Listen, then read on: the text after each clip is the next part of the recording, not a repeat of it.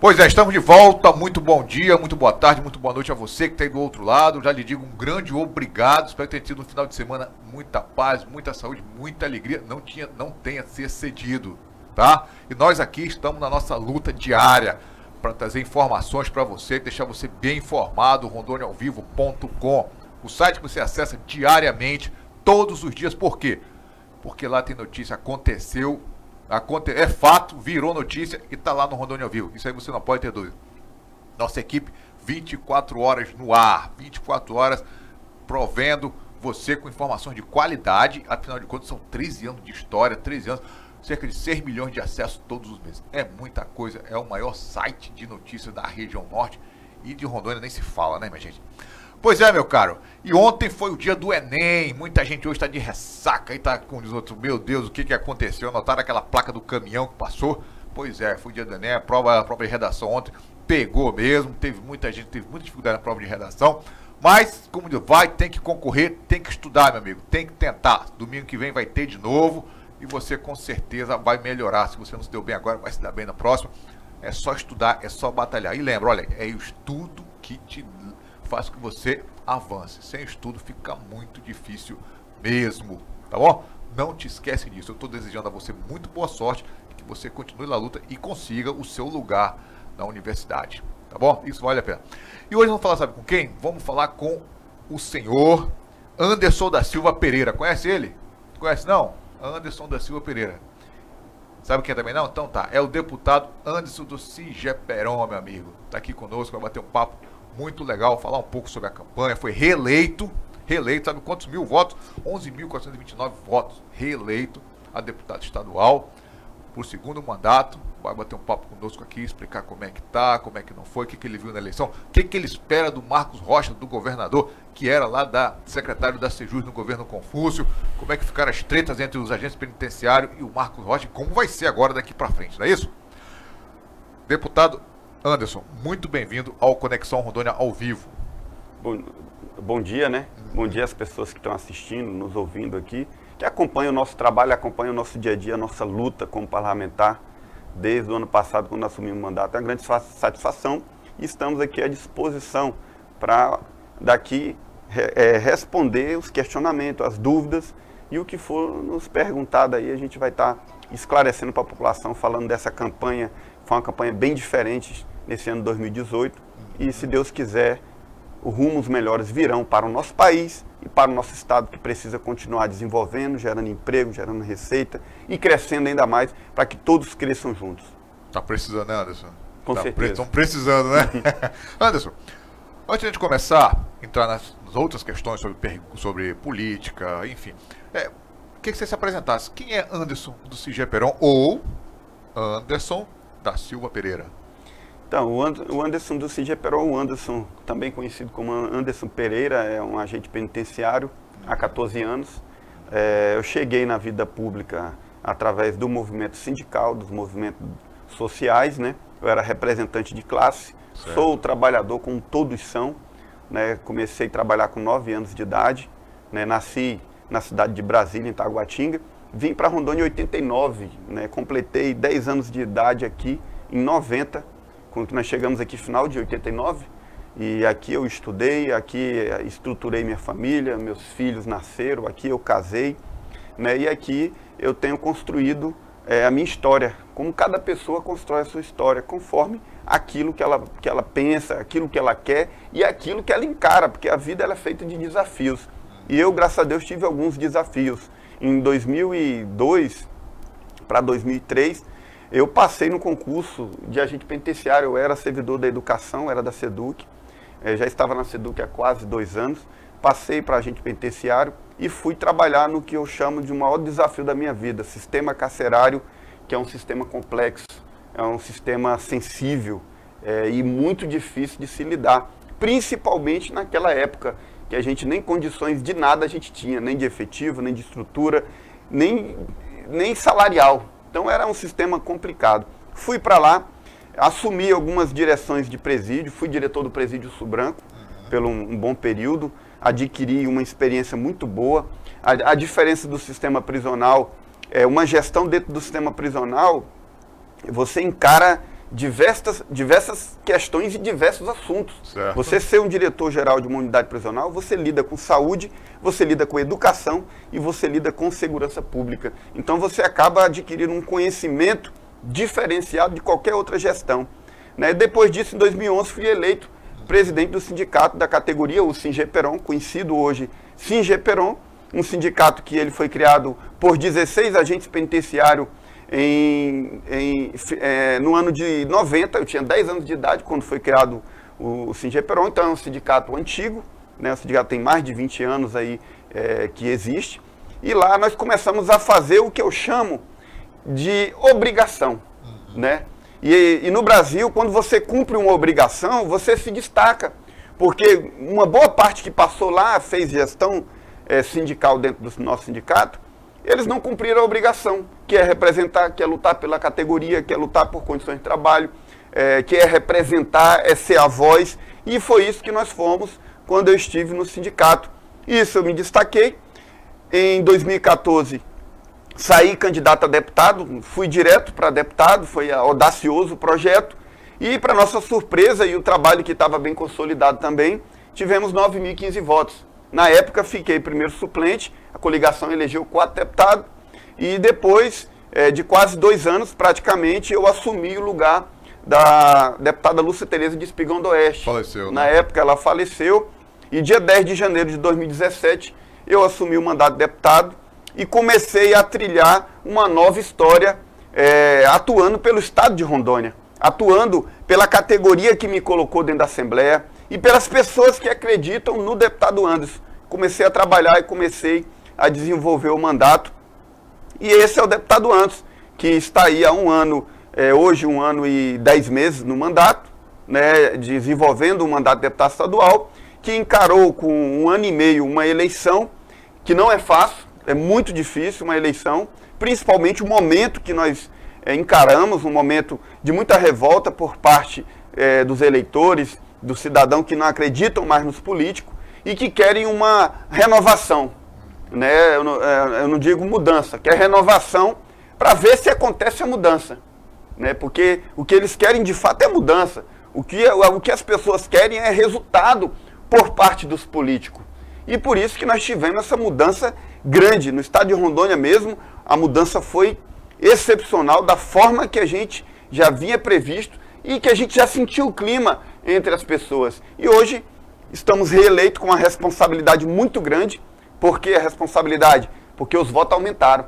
E se os votos aumentam, aumenta também a responsabilidade. Então, nosso votos em relação a 2014 foram quase 2.500 votos a mais que nós tivemos, né? E isso aumenta uma responsabilidade de trabalho, de compromisso, de lutar pela população do estado de Rondônia, de lutar pelos servidores públicos que reconhecem a nossa representação dentro da Assembleia, que vê a nossa luta no dia a dia ali, seja com o governador do estado, seja com o prefeito, mas vê o nosso dia a dia e o nosso compromisso que a gente tem com o estado de Rondônia de ver ele crescer, desenvolver, gerar empregos para as pessoas, para os jovens e com isso a gente poder progredir muito mais, porque se o estado cresce, a população cresce junto. Tá certo. Anderson, você que vem de uma campanha recente, participou aí, viajou pelo estado, eu imagino. O que você viu? O que mais te chamou a atenção nessa campanha? O que mais me chamou a atenção na campanha é a carência da atuação política. Não, eu andei nos distritos, andei no Baixo Madeira, né, eu andei em várias regiões que os políticos aparecem só na época de campanha. Querem duas coisas, né? Voto e distância, né? Então o que acontece? O que as pessoas querem? Que a presença do político? Também. Mas além da presença política, ela quer resultado dos políticos.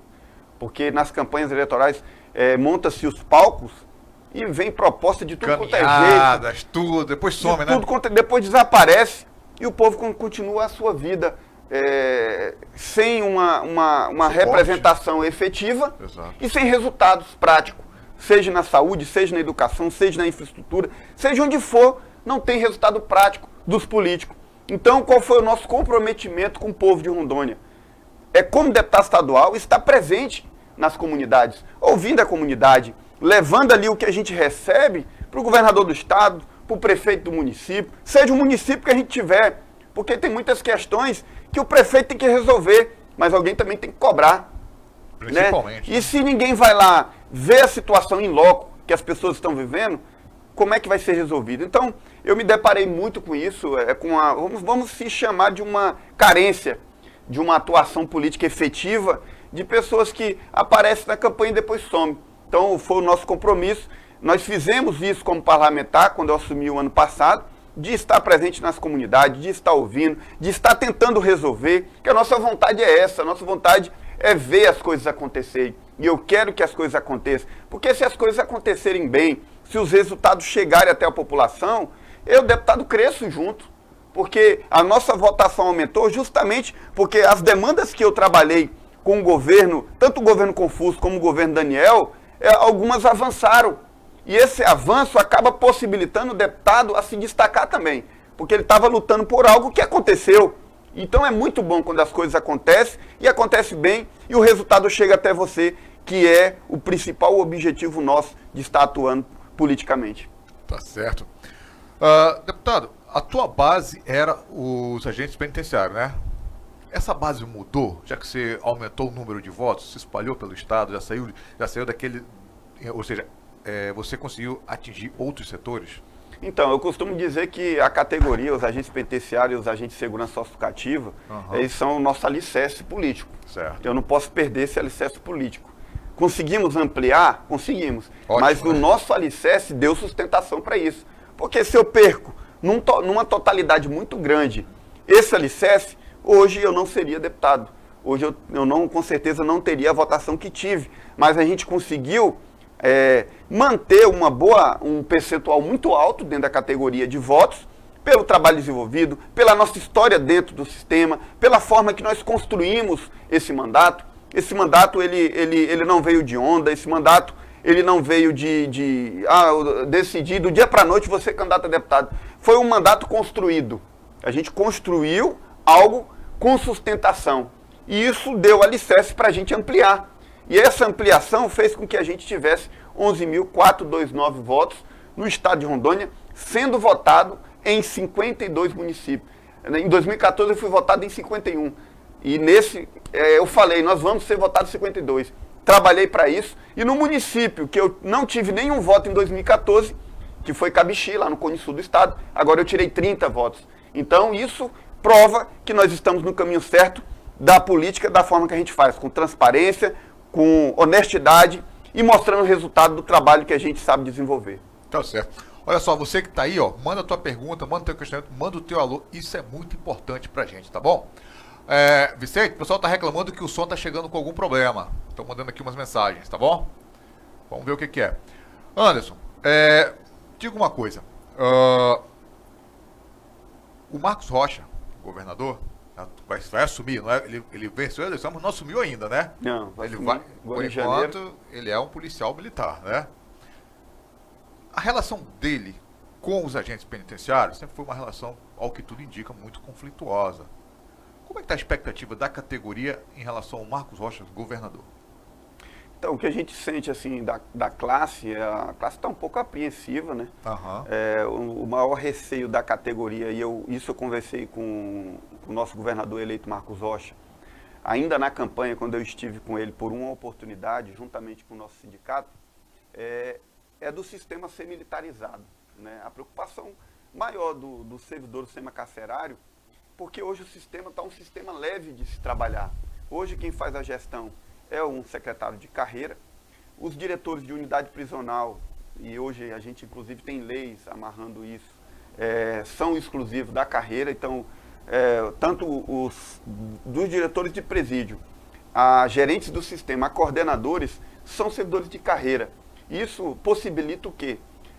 O sistema ser gerido pela categoria, de uma forma tranquila e de uma forma séria. E isso tem acontecido nesse tempo prisional, sem ter perseguição, sem ter retaliação, fazendo aquilo que é justo. O servidor errou, ele vai pagar, ele vai responder na corregedoria, ele pode perder o emprego dele. Mas se o servidor acertou também, ele vai ser elogiado, ele vai ser capacitado para trabalhar e melhorar muito mais a sua atuação. Né? E na gestão do secretário na Sejus, alguns servidores tiveram um pouco de trauma daquela gestão por conta de pessoas que estavam em posições colocadas na época pelo secretário, que usava ali o cargo para perseguir, para retalhar, usava o cargo tomando decisões às vezes precipitadas, talvez o governador, o secretário na época, não tinha conhecimento. Por exemplo? Quando o fato ia acontecer, já tinha acontecido. Por exemplo, transferência de servidor. Por exemplo, servidor fez um comentário que desagradou ali o gestor, e ali para retalhar o servidor, ele transferiu o servidor de unidade. Né? Tirou o servidor da unidade, mandou para uma unidade, vamos se dizer, considerada bem pior do que aquela que ele estava, para poder direcionar uma retaliação ao servidor e dizer para ele, olha, se você não nos apoiar, se você for contra nós vamos te retalhar mais. Né? Um exemplo de um fato. Um exemplo também, uma permuta. O servidor precisava de uma permuta para fazer uma prova na faculdade. E tinha dificuldade de conseguir uma permuta. A permuta o que é? Colocar um servidor de folga no lugar dele que está instalado. Trocar os horários, né? Trocar os horários somente, claro, autorizado pelo diretor, homologado ali pelo diretor, para que não tenha nenhuma questão jurídica nisso. Então, são questões simples, eu considero questões simples, que deixavam o sistema carregado, o sistema pesado. E hoje o sistema está leve de se trabalhar. Hoje o servidor, você entra no presídio, você sente a diferença. E qual é o receio dos servidores? Que isso volte a acontecer. E hoje, conversando com policiais civis, com policiais militares, com professores, com o pessoal da saúde também, que a gente tem bastante contato, eles têm os mesmos receios de acontecer o que acontecia lá na Sejus. Mas eu acredito muito, né, que o governador eleito nosso, Marcos Rocha, ele tem uma responsabilidade que vai além disso, que vai além do que eu chamo de uma picuinha simples com o servidor, porque ele vai fazer a gestão de uma máquina, de um Estado que está crescendo, de um Estado que é novo, mas tem se destacado no cenário nacional pelo seu setor produtivo, que tem crescido muito, de um Estado que tem algumas dívidas para ser resolvida, tem precatória, tem dívida do Beron, tem muitas questões que o governador vai ter que cuidar, que eu vejo que não é possível que ele vá fazer uma gestão ou colocar um gestor para fazer uma gestão e atrair para si uma revolta do servidor público. Eu acredito muito que isso não vai acontecer. Tenho tranquilizado a categoria em relação a isso. Ele ainda não anunciou quem é o seu primeiro escalão, que vai fazer a gestão da máquina juntamente com ele. Espero que sejam pessoas técnicas, pessoas preparadas para conduzir o estado de Rondônia. Né? Eu, como deputado estadual, eu quero mais do que ninguém que o nosso estado dê certo. E para o nosso estado dar certo, a gestão do nosso governador eleito, Marcos Rocha, também tem que dar certo. Porque se ela der errado, o estado vai dar errado. Então tudo vai dar errado. Então eu, como deputado estadual, torço e vou trabalhar em conjunto para que tudo que for de bom para o estado, eu vou estar do lado do governador Marcos Rocha defendendo. Agora, o que eu achar que é ruim, nós vamos lutar e nós vamos proteger para que não aconteça. Agora, o que for bom, nós vamos defender, nós vamos discutir, nós vamos colocar em votação, nós vamos votar. Agora, o que for ruim, eu vou ser o primeiro a me opor, a ser contra. Mas a nossa intenção é trabalhar em conjunto, trabalhar em parceria para que o estado de Rondônia dê certo e continuar crescendo e desenvolvendo como tem acontecido nos gestores que passaram e no gestor atual, o governador Daniel Pereira, que eu quero mandar um abraço, que tem feito um excelente trabalho, uma pessoa íntegra, uma pessoa honesta, uma pessoa que veio dos movimentos de classe, mas que tem uma visão empreendedora que tem colocado o nosso estado em destaque em várias questões, principalmente na segurança pública. Tá certo. Uma outra coisa, como está hoje esse nosso sistema penitenciário? Porque no passado Rondônia ganhou a mídia mundial pelos absurdos que aconteceram aqui, aquelas rebeliões, aquelas cenas de filme de terror, certo? Como é que está hoje esse sistema penitenciário? Nós podemos falar que ele é uma panela de pressão? De uma hora para outra pode explodir? Sim, ainda a gente pode falar. Qual é a diferença do sistema prisional hoje para o sistema prisional que eu conheci em 2004, há 14 anos? A diferença é estrutura, a diferença é condições de trabalho, a diferença é a estrutura física das unidades, que mudou bastante. Mas por que isso aconteceu? Houve as matanças no Sul Branco, 2001, 2004, cabeças que foram expostas ali na caixa d'água do Sul Branco. Rondônia ficou conhecida no cenário, eu não digo nem nacional, no mundial. cenário mundial, com uma imagem muito ruim. Mas o que acontecia? Por que aquilo tudo aconteceu? Primeiro, a gente não tinha efetivo para atuar dentro dos presídios. A gente não tinha armamento. A gente não tinha um carro para fazer viatura. Os carros que a gente usava para fazer escolta eram carros de passeio, Uno, Gol, e carros com condições precárias que a gente conseguia cautelado pelo judiciário. Eu mesmo fui diretor de presídio e fiz escolta de presos em Unos, que não é preparado para isso. Então hoje, como que está o sistema prisional hoje? Tá lotado como estava antigamente? Tá lotado. Da mesma forma, o sistema inchou, porque em 2004 nós tínhamos aí quase 6 mil presos. Hoje a gente tem 12 mil e poucos presos. Dobrou, né? Então, em 14 anos dobrou a população. Mas qual é a diferença? Por que Rondônia tem se destacado aqui?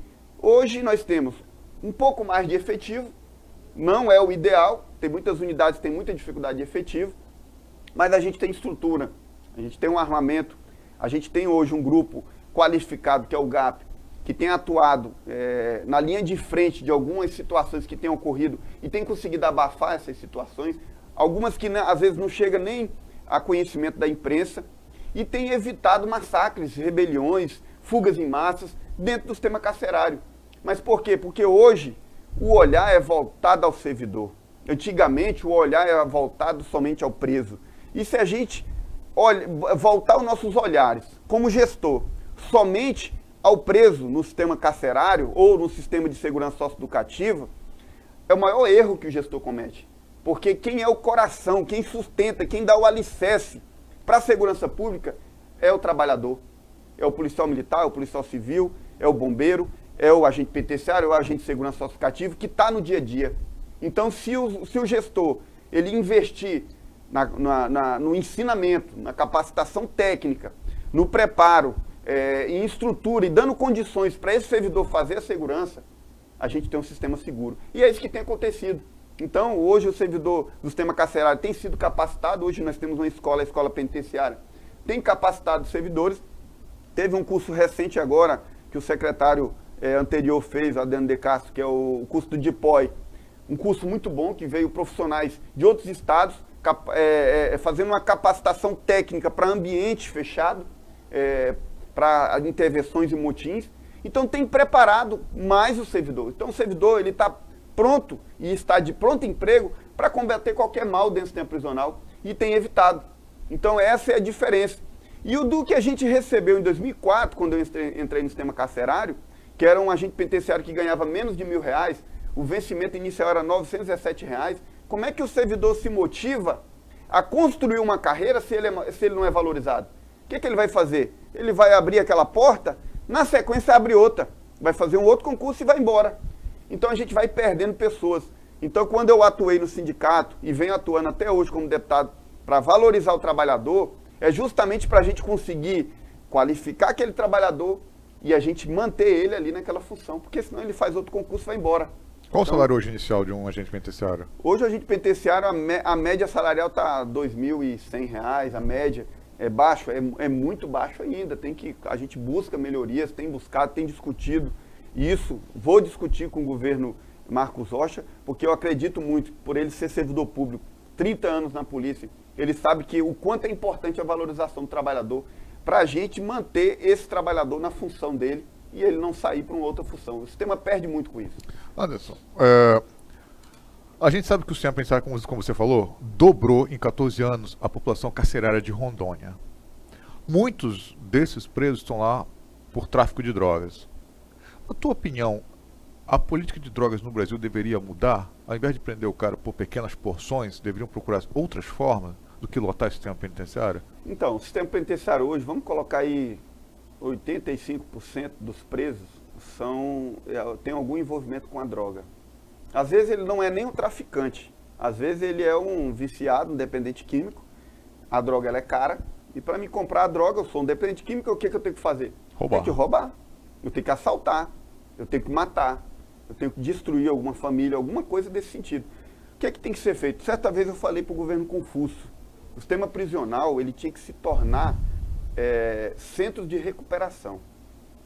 Porque se a gente consegue tratar aquele dependente químico e devolver ele para a sociedade recuperado, a gente diminui aí essa reincidência. A gente aumenta uma taxa de ressocialização muito maior. O que tem acontecido? Não só em Rondônia, mas no Brasil todo.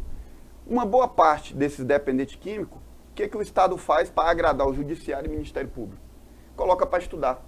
Põe para estudar, coloca ali, cria uma horta dentro da unidade, cria um projeto de ressocialização, coloca numa CUDA, um projeto para tentar uma alternativa para aquele indivíduo, mas esquece do principal, que ele é um dependente químico.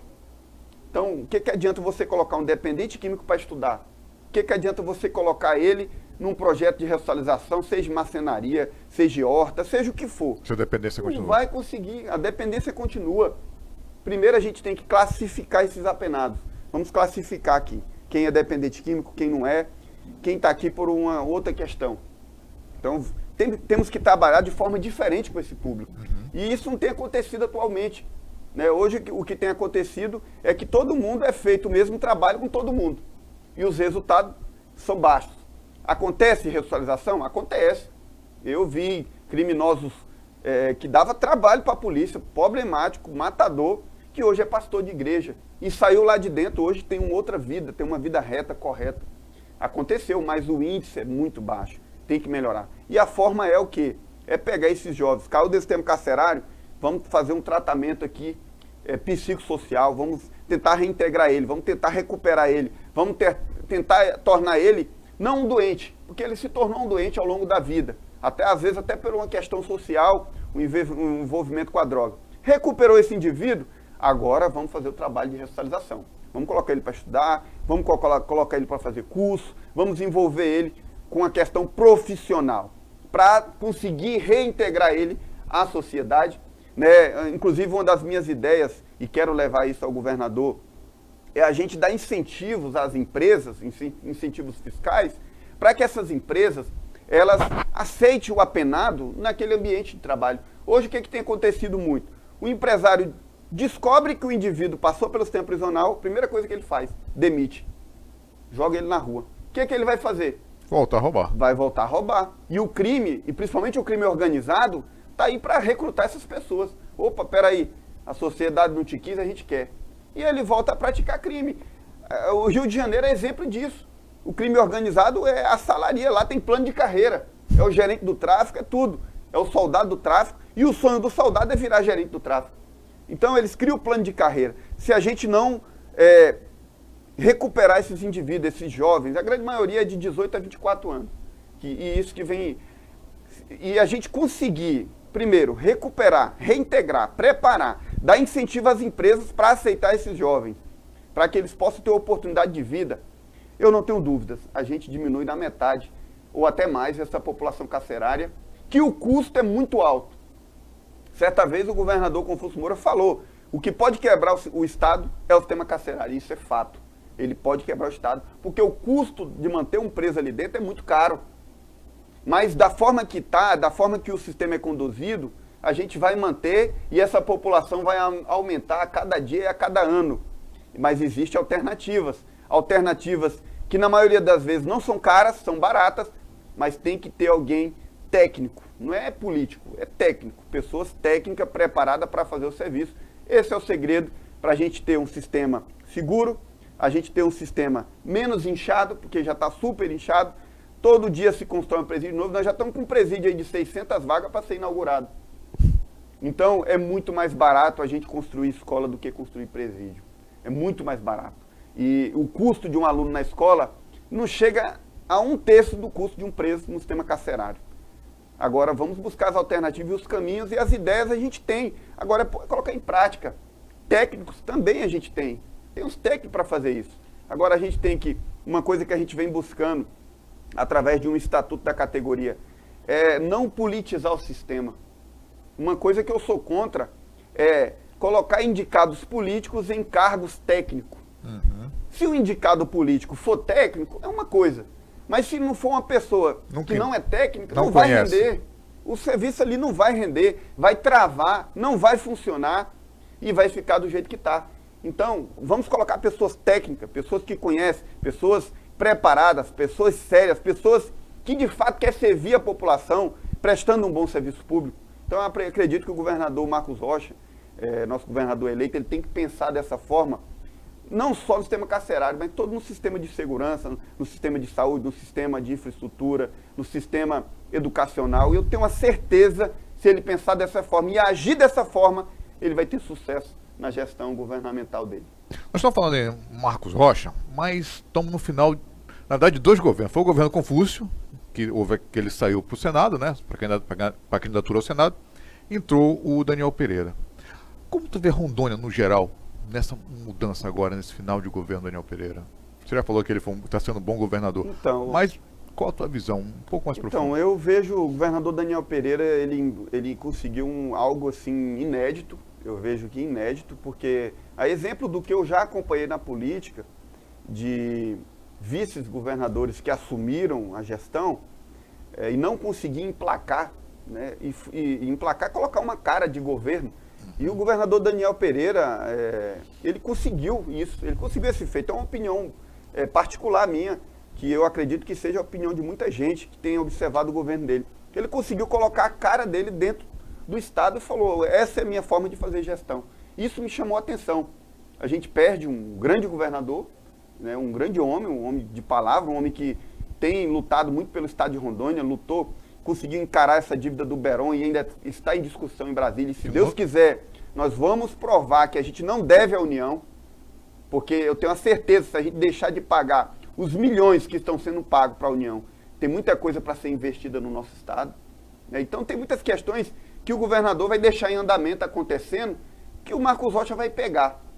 E eu acredito na gestão do Marcos Rocha, por quê? Porque ele vai pegar um Estado, em tese, organizado.